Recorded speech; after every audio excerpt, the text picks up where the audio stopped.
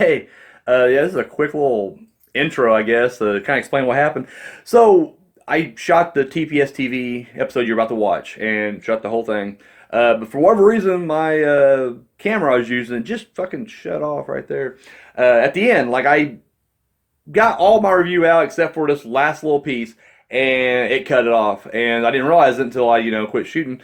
So then, whenever I was like, "Oh shit," it ended like there. I try to go back and like redo that. Thing is, I don't script anything. Like it's all just top of my head. So like I had no momentum going into that next one. So, anyways, I used another camera and then I tried to go back and hit those points again, but I kind of feel like I already said them, so it was like, So I kind of gloss over it more than anything. So, anyways, if you're wondering what happened, my camera fucked up. That's basically what it was, technical difficulties. So, yeah, there's going to be a weird, awkward shift later on. And then I even repeat something that I didn't realize I already said once. I didn't know what I said and what I didn't. So, either way, apologize for the technical difficulties. And, yeah, that's all I got. So, there we go. Hey, welcome back to another episode of TPS TV. I'm Daniel, and yeah, I thought we'd do another single review, and go old school with it. We on the horror movie review with this guy a few weeks ago. We did Nightmare on Elm Street, and I was like, I just don't want to wait to have to go through all this whole series, So I figured, what, we use TPS TV as a bit of a, I don't know, we're going to use it to kind of help carry the load a little bit. And I wanted to go ahead and jump right into A Nightmare on Elm Street Part 3, Dream Warriors. The basic plot here is the last remaining kids. I don't know if they're actually the final last, or maybe they are. Either way, the remaining Elm Street kids have all pretty much gone insane because they are being stalked by Freddy Krueger. And no one believes them, and so instead of, trying to listen to them out or whatever, their parents just shipped them off to this, insane asylum. Just said, here you go. Mommy and Daddy love you, but there you go. So that's the basis of this thing. We got Patricia Arquette as, I can't remember her fucking name. I'm horrible with character names. Unless your name's Freddy Krueger or Kincaid, that's really the only ones I remember. But Patricia Arquette, her character, Christina? Yeah. Can't be Tina. It would not be Tina because we had Tina in part 1. Almost like Christian? Doesn't matter. Patricia Arquette, she has a secret power, though, where she can pretty much, when she's dreaming, she can yell out and kind of pull other people into her dreams, which is very useful when you're going up against Freddy Krueger. Returning to the series, we got Heather Langenkamp as Nancy and John Saxon as her dad. Of course, at this point, it's only been 3 years later.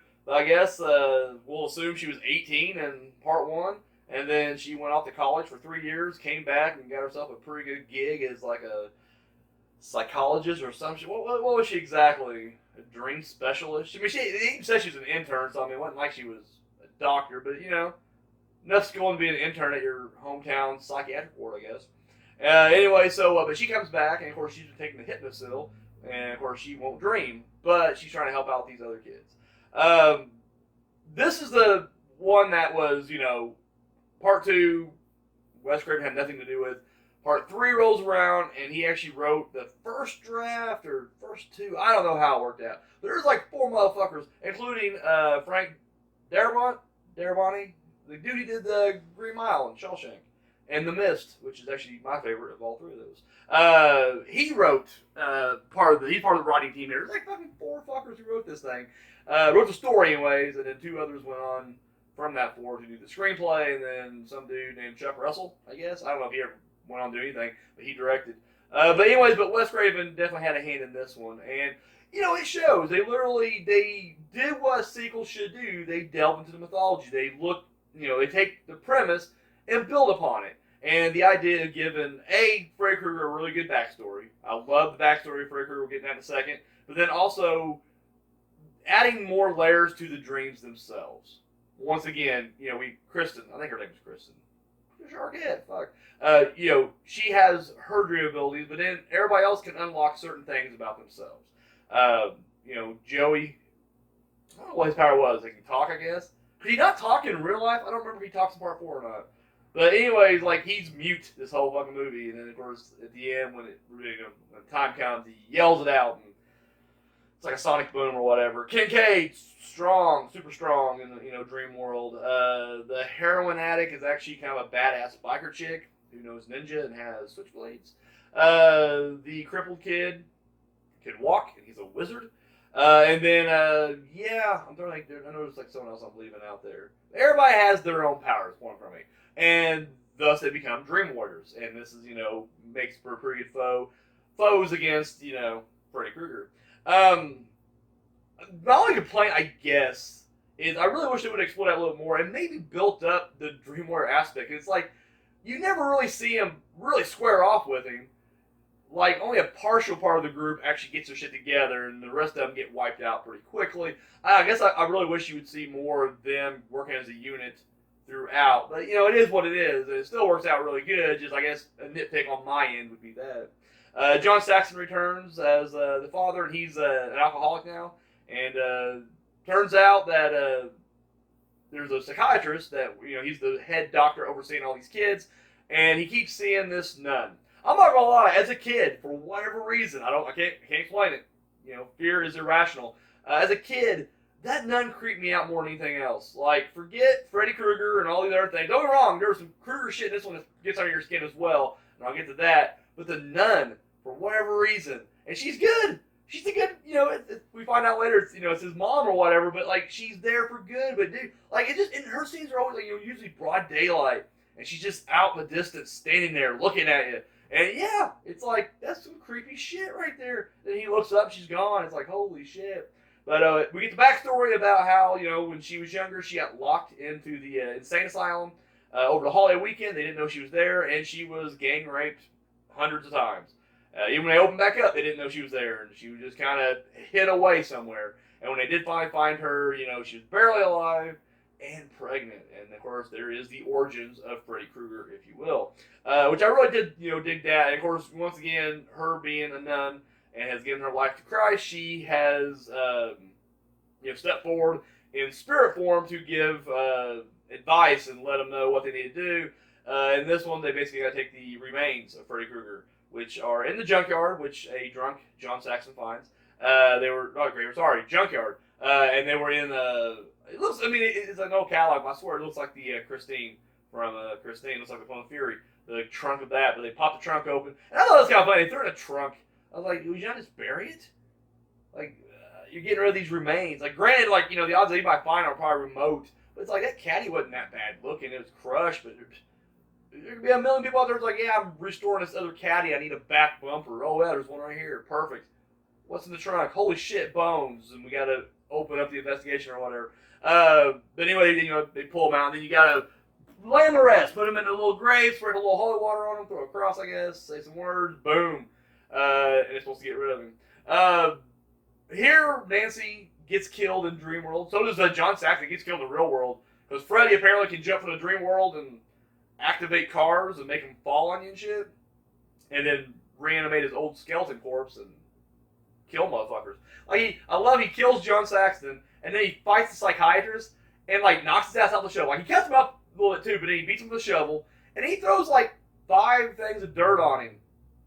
He's still very much not buried up, and he just fucking victory, going back to kill the kids. It's like, really? You don't want to jump in there real quick and just get a quick little stab right in the neck, just and walk away? No? Alright. Well, there you go. That's his downfall. He goes back to the Dream World. He kills all the kids but 3. Kincaid. I won't say Kristen. I'm so bad. I just finished watching. That's a bad thing, too. Patricia Arquette and Joey are your last, your sole survivors, if you will. That brings up an interesting thing, though. I'm going to go on a side tear here, and then we'll get out of here, because I like keeping these TPS videos pretty short.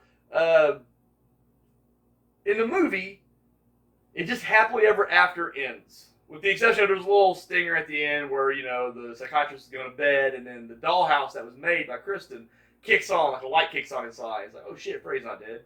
He still somehow survived all that. They don't ever explain either. Just hey, he's there. Fuck it, he's still there. But that's not what I'm talking about. I'm talking about overall. So, Nancy and the psychiatrist get kicked out for their experimental views of, being a psychologist, the way to treat the kids. The adults don't like that. Oh, these kids just need sleep. That's all they need. Sleep. None of your fancy experimental drug, just good old-fashioned sleep, that's it. And so they get fired and barred from the hospital, or from the psych ward or whatever. They're barred. They're gone, right? So psychiatrist gets John Saxon. They go to the junkyard to dig everything up. And then Nancy gets in there. She's like, I'm going to say goodbye to him. But then she does the final group therapy, hypnosis, go to sleep activity. And they all, that's it. But then at the end, the heroin chick and the cripple and Nancy all died. They died in the dream, died in real life. So, like, they never showed the scene where, like, they all wake up in that room and there's Nancy with a big gash and blood sticking out of her chest. And the other two got stabbed too. Well, the one girl died of, like, dream overdose, I guess. I don't know how that'd show up on a toxicology report. But the, cripple dude, he was gutted. So it's like, up until this point, all the kids have been saying, like, oh no, like, there's a guy killing us. And the adults are like, no. When someone jumps from a bell tower, when they're like, no, Freddy pushed him, they're like, no, that was suicide. When someone else tries to kill him, I'll do the girl on the TV, that's ridiculous too, but when everybody commits suicide or whatever, they blame it on these rational, they did suicide. They don't think of any dream demon. So why are they thinking differently now? You got the 3 kids that survived, and you got the one girl who's cut up and dead, the other 2 are dead. It's like, why wouldn't they just think that these kids went on a violent rampage and murdered everybody? Like, why would they believe that? They've been treating them like prisoners this entire time anyways. Why is this any different? And furthermore, when John Saxon and the other psychologists, they go into the junkyard, dude gets banged up pretty bad, but then John Saxon's dead. How'd they explain that one? How did he like trapped in the junkyard for one, so that's kind of funny, but like once he gets out, and he's like, yeah, John Saxon fell backwards into a piece of shrapnel and died. Oh, how'd I get beat up? I fell down. Because what cop's going to believe that the skeleton of Freddy Krueger came back and fought them both off? No. If I'm a cop looking at this and this guy's telling me any kind of story, here's how I piece it together. A drunk John Saxon and him were caught fighting in a bar. We had that scene. They fought in a bar. They got the shoving match, everything else. They went to the graveyard. They got a fist fight. And psychologists killed John Saxon. John Saxon got some good licks in on him. He fucked him up and almost buried his ass alive. But in the end, boom, this dude just murdered a former... No, he's still a cop. He's in his cop uniform. And I refuse to think like, he's that sad where he's just walking around in his former cop uniform and they're letting him. No, he's a current rostered officer. Guess what? You just killed a cop, fucker. You're going away for a long time. And on top of that, they find the remains. They don't know whose remains it is. I'm not sure how good forensic science was back in '87. Who knows? But guess what? There's these remains that are just there now. You didn't bury him. You just sprinkled some water and touched it with the cross. I just feel like nobody of these 4 to survive is having a happy ending. And in part 4 rolls around, we don't see the psychologist again because fuck it, the house probably killed him when the light came on. Freddy popped out and stabbed him real quick. But the other 3 kids, they're like back in high school, everything's normal, and then Freddy comes for them later on. And I'm like, that doesn't happen. You all 4 get thrown in prison now. You get tried as adults, and you're prisoned. Boom. That's the end of it. And that's sad, but that's just reality. Love this movie. Still love it. The other thing that's ridiculous, too. I'm not trying. This is not a review of me just pointing out what's ridiculous about this movie, because I really do love this movie. This is my number 3 of the Nightmare on Elm Street series. Part 1's 1, and then New Nightmares 2, but then this is 3. But it's like, the girl, I forget her name already. Welcome to Primetime, bitch. That girl. Jennifer. Hey, sorry about that. I don't know what happened. My other camera started messing up. We'll pick up where I left off. I thought I was done with the episode, and then I went back and I was like, oh shit, it literally clipped off my last little rant there. So I think where I left off was we were about ready to talk about Jennifer, alright, and her suicide. This is where it gets a bit ridiculous for me. So, if you remember, she's sitting there on the couch, and then of course the TV, the host Zsa Zsa Gabor, and who was the talk show host? Dick Cavett, was that it? They're talking, and then Freddy Krueger pops up. And so she walks up to the TV and she's looking at it, and then it sprouts Freddy robotic arms and picks her up and lifts her up into the TV, right? Welcome to Primetime, bitch, and then head right into the TV. And yet, whenever Lawrence Fishburne shows up, I forgot he was in this movie, but when Morpheus shows up, all we see is Jennifer's, hanging by her neck, head in the TV, TV is mounted up on the wall, and that's it. There's no stairs, no step ladder, no chair, nothing around that she can get. So she had if we fit the logic of she committed a suicide, how do you explain that? How are they just buying it as a suicide? The first guy, that makes sense. That first guy totally makes sense. Literally, he's, up on a bell tower or whatever, and we see him walk off. Now, we, the audience, know Freddy's cutting the strings, but that's a fucked up death, too, by the way. You see it pull out. But anyways, splat, it makes sense. If you're the adults who don't trust these kids and don't believe anything they're saying, you can write that off as oh yeah, no, he killed himself. He walked right out the bell tower. He was crazy. All you guys are crazy, and that's what happened. And you buy it. How do you explain that one with Jennifer in the TV? Think about, literally, you're telling someone, yeah, we lost two kids this week, and they're like, oh man, what happened? Well, one of them went to the bell tower, and he just walked right off. Oh man, that's horrible. What happened to the other one? Well, she ran and head right through the TV. What? Yeah, right to the TV. I just ran, and they're like, oh, so there was a TV on a stand, and she just ran right in. Oh, no, she ran and jumped, I guess, because it's mounted 8 feet up in the air. Really? And she didn't do that, and she had to climb up there, I guess. I don't know that TV mount would support her frame and a TV or not, but we make sure those mounts are good. We don't spare any expense when it comes to our TV mounts. So she climbed up there, I guess, Spider-Man up there, pulled herself up.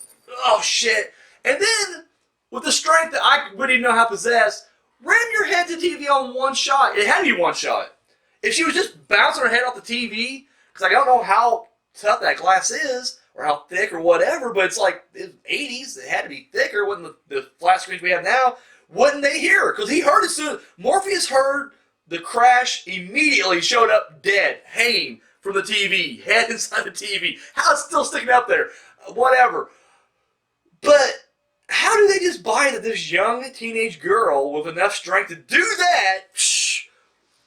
Really? I would have bought it the TV would have fell on her. That makes sense. I'll buy that. I don't buy her trying to kill herself in the TV. I don't know. It's ridiculous is what I'm trying to get to. It's a ridiculous death. How? I don't know. How do you do that? Anyways, but yeah, they buy it, though. They buy it. Hook, line, and sinker. They're just oh, yeah, one walked off the thing, one climbed the TV, rammed her head right into these fucking crazy kids, and their suicide, and their docking music. What do you do? I don't know. I do like this movie. I know this sounds like I'm really just shitting all over this film. That's not the case. I love this. Is my, like I said, my second favorite, my third favorite, number 3. I go number 1 first, then New Nightmare, and then this one. But, literally, yeah, I love it. It's just, as I'm watching now, I'm just kind of pointing out the little things that seem kind of ridiculous to me right now. I don't know. That's all I got. Guys, thank you for watching, and tune in next time. Oh, shit. Didn't always run, sorry. Hi. Thank you for watching that video. Be sure to give us a thumbs up, share it, subscribe to our channel. All that good stuff you do right here on YouTube, go ahead and do it. Check out our other videos. Go to our playlist. We got episodes of TPS-TV, Journey Through the Dark Side. We got a new show coming out, the horror movie review with Daniel Richardson. This guy. And of course, our short film, Entropy. You can find all that and more right here on YouTube. And then check out, yeah, look at that.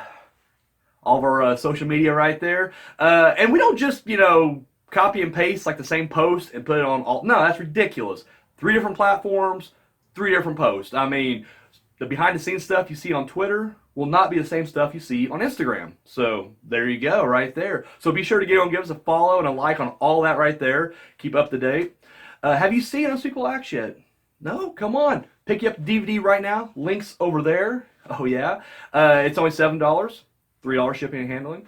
And of course, if you've already seen it and you haven't seen the Public Domain Dungeon yet, boom, $5 DVD right there. So 5 S&P as well. Or sorry, 3 S&P as well. So there you go. Do that. And if you got the spare change, you want to hit us up, donate a little bit over here to TPS Productions. Our Patreon is right there. Oh yeah. So that's all we Oh my God, sorry.